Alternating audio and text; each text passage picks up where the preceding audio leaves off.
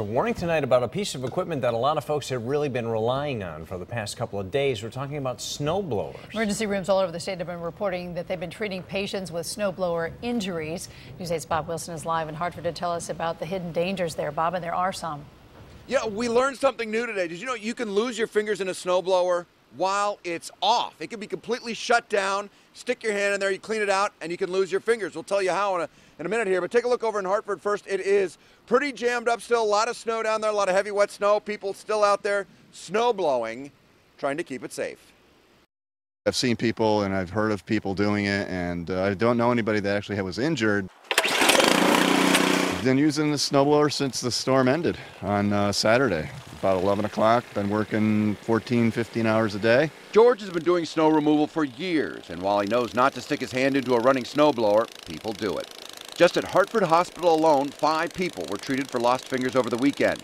Dr. Alan Babigian, a plastic surgeon, he says with this heavy wet snow, he's surprised the number isn't higher. And we had a 34-inch snowstorm, and in one day we had 12 patients come in, and we had 19 injured fingers, and all of them were amputations. And especially in this storm with the rain that just came down, it's very, very wet, thick, heavy snow, which clogs up the snow blower. Especially you put those teeth into the snowbank and all of a sudden they grind to a halt.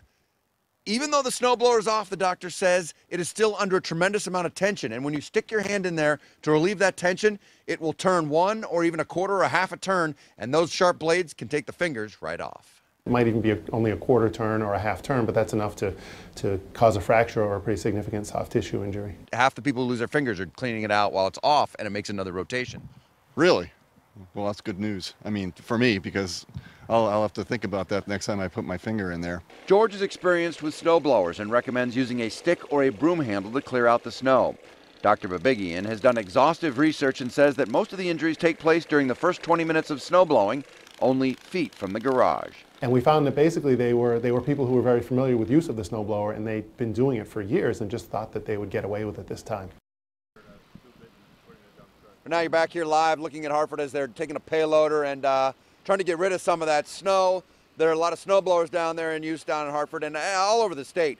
And one thing the doctor says to keep in mind is when you have your glove on your hand, that is a very easy thing to snag on and get pulled into the snowblower. Also, if you do lose your fingers, the plastic surgeon says very, very tough to reattach those and make them useful.